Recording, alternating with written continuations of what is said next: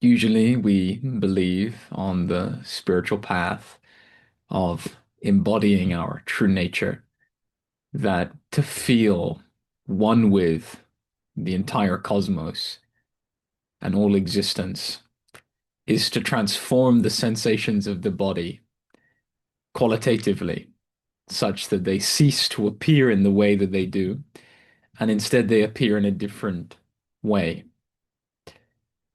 My invitation would be here to elaborate why this is not the case, why it is not necessary to transform the sensations of the body in any way in order to feel viscerally that the body is continuous with the entire cosmos and that the substance of the body is the same substance as the entire cosmos and all existence.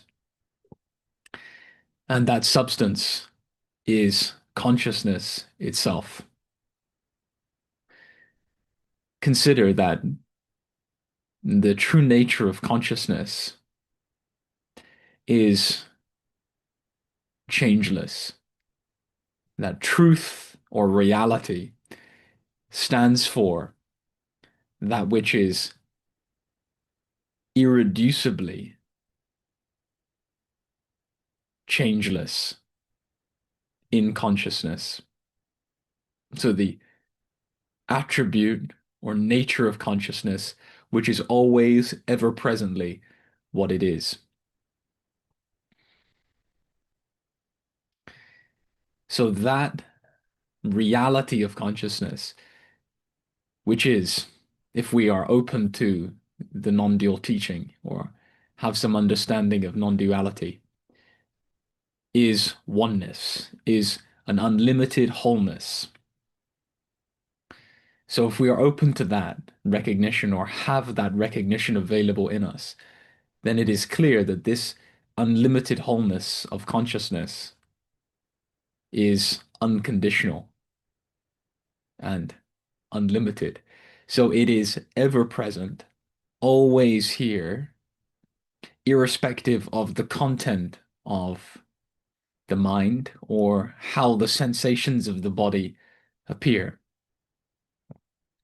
So to be knowing this reality of consciousness as ourself and as infinite is not dependent upon how the sensations of the body appear.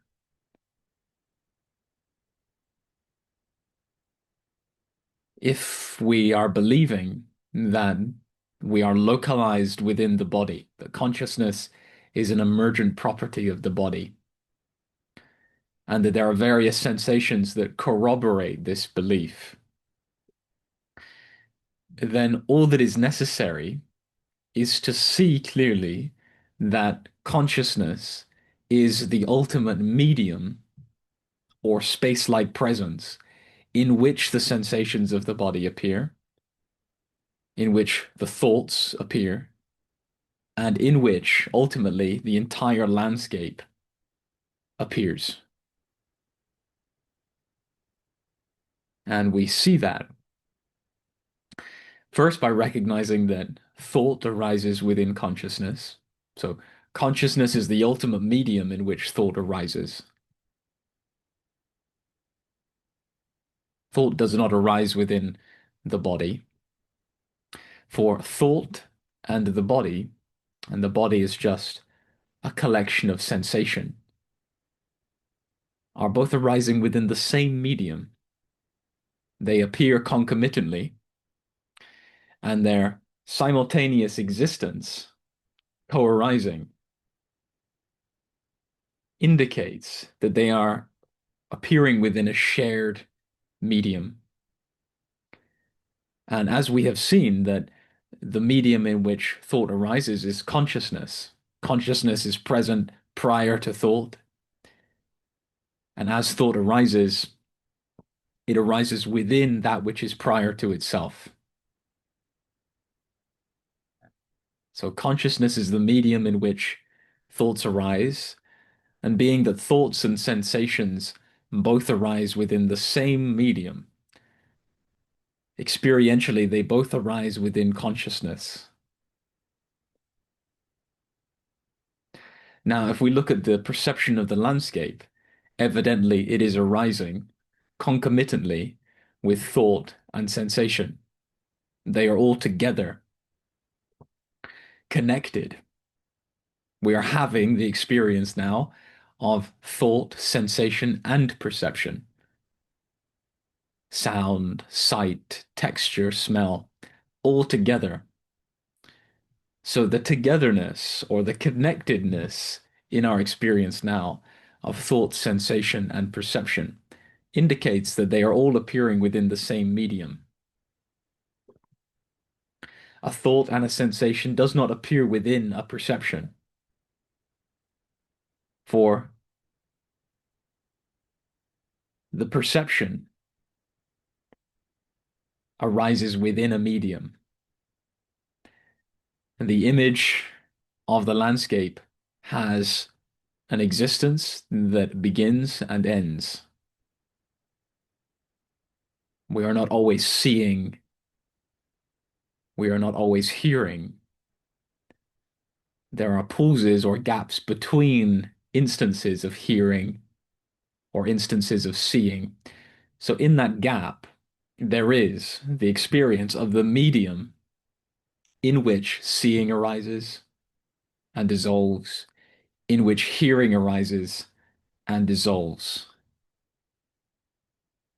And if we check what is that medium, it is the same medium as thought and sensation appear within. For there is one ultimate medium, one ultimate space-like presence in which everything is appearing.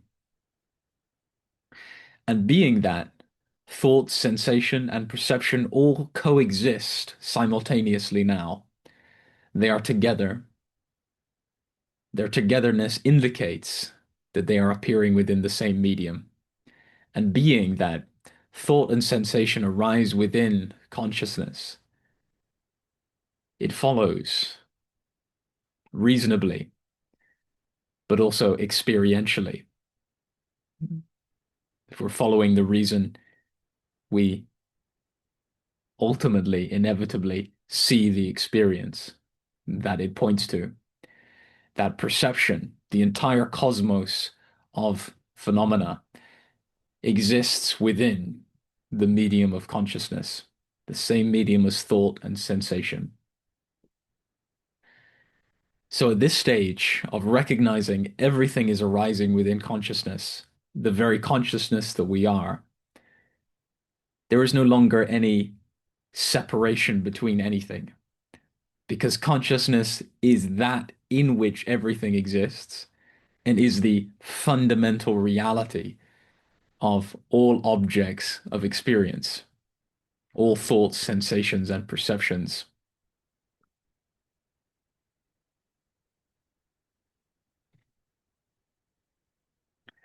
So at this stage, this oneness is recognized as unconditional.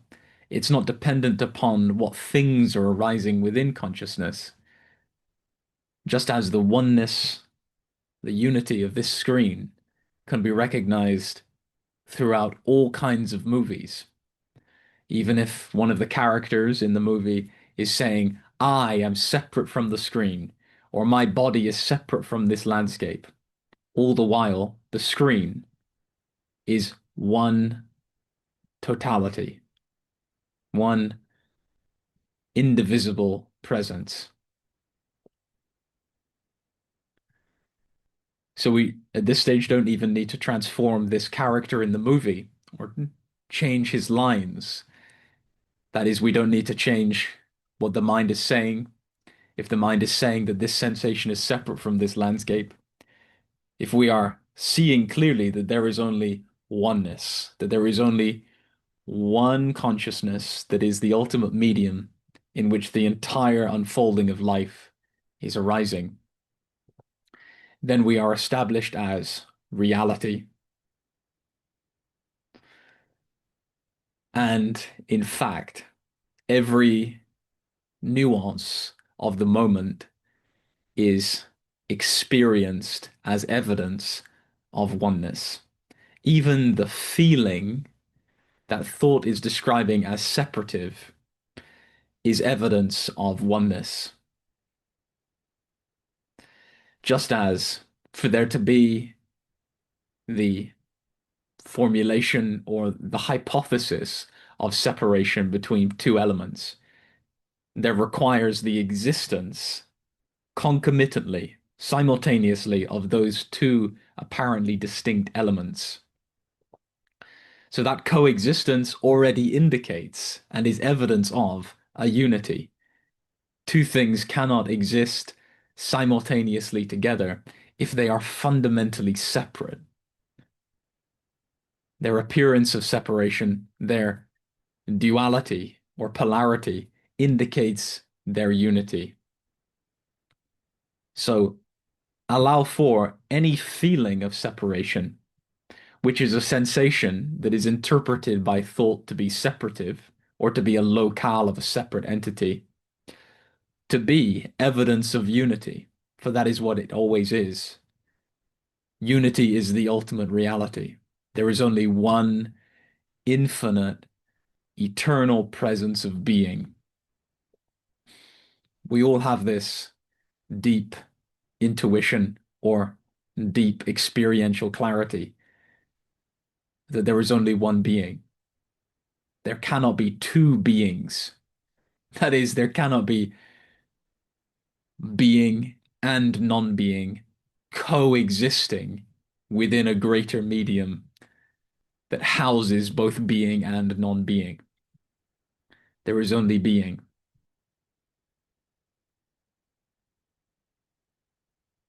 Something does not come out of nothing,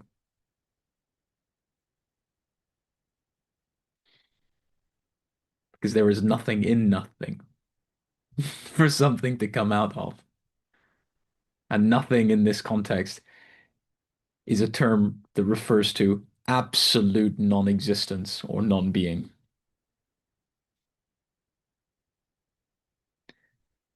Such a place can only be conceptualized and imagined. It never is to begin with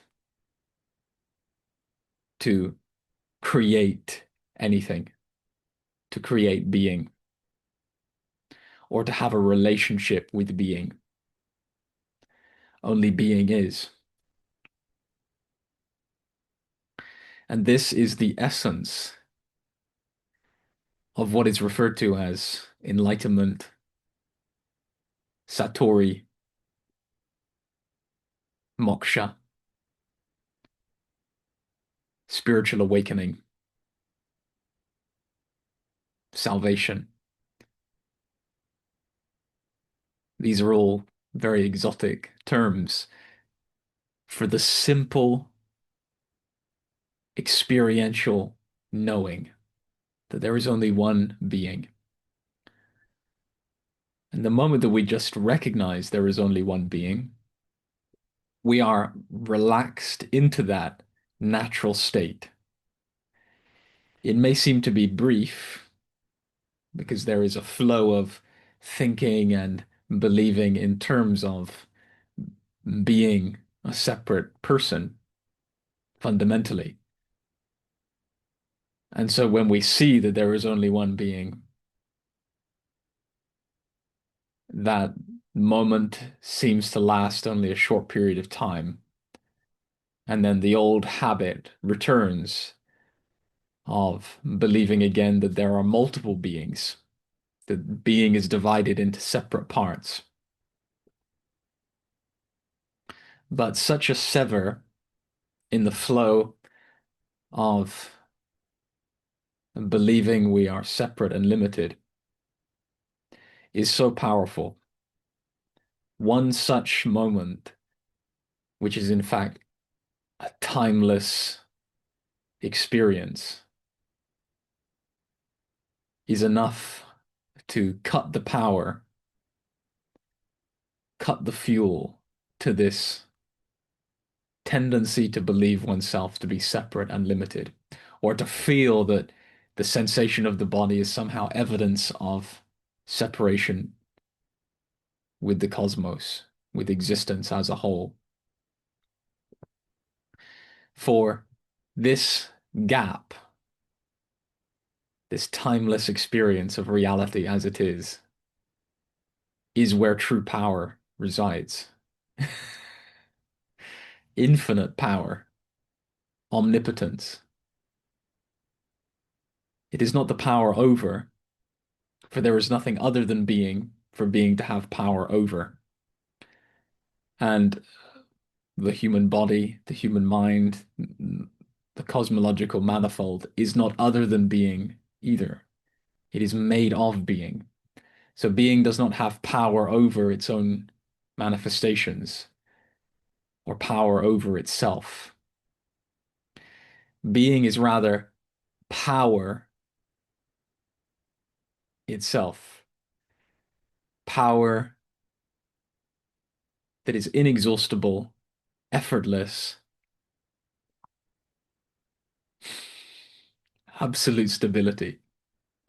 It is a power that transcends every human conceptualization we have of power. The closest we could, or I could, using my language, describe this power is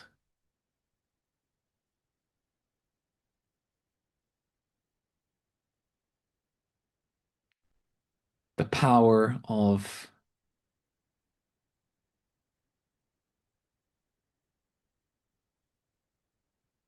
being infinite, and within this infinity, there are an virtually infinite variety of possible expressions that can arise, manifestations that can arise, and there is no impediment on those creations.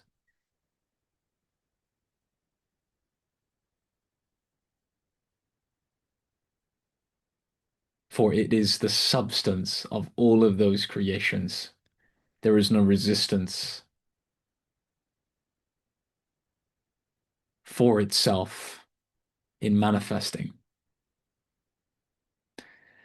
So as this gap occurs and we recognize the oneness of being, it is this infinity that shines its power, which is the knowing of itself as one infinite whole.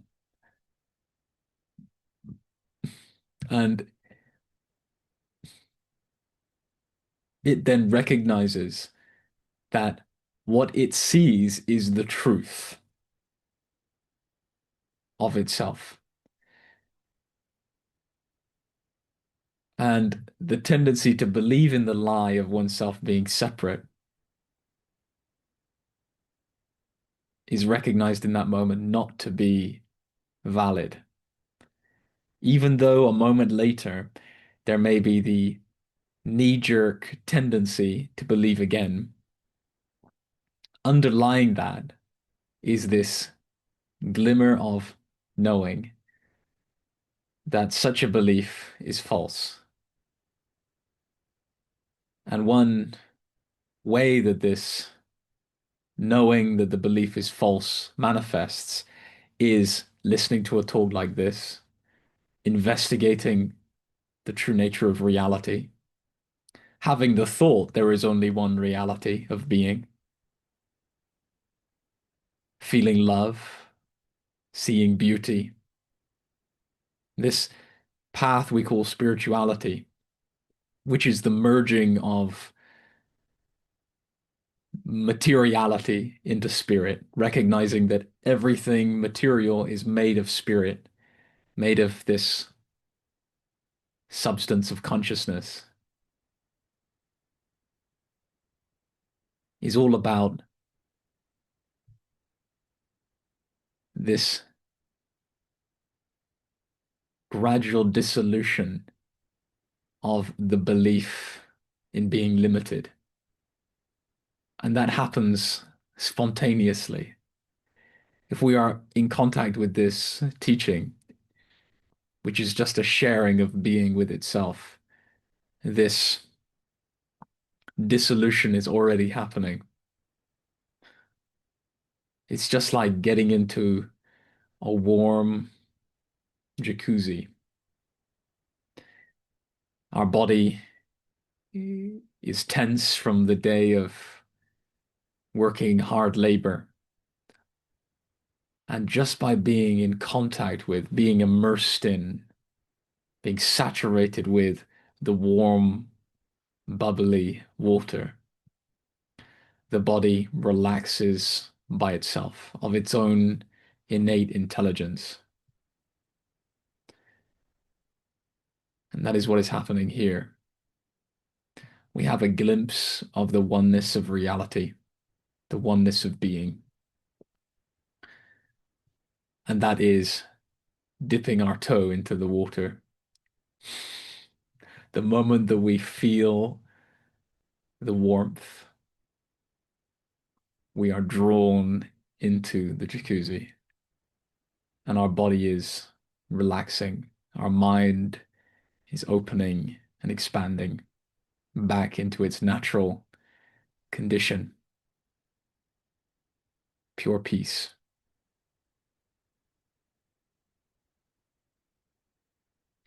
And that peace is present independent of what sensations arise in the body. The water is so enjoyable that we forget the body has tensions. And that forgetting that the body has tensions is effectively the dissolution of those tensions. And this metaphor translates to even if the body appears with the same sensations that thought previously interpreted to be separative, those sensations are no longer believed to be defined by those interpretations of separation. And they're just experienced as the warm water of consciousness flowing within itself, moving with the watery substance of the landscape.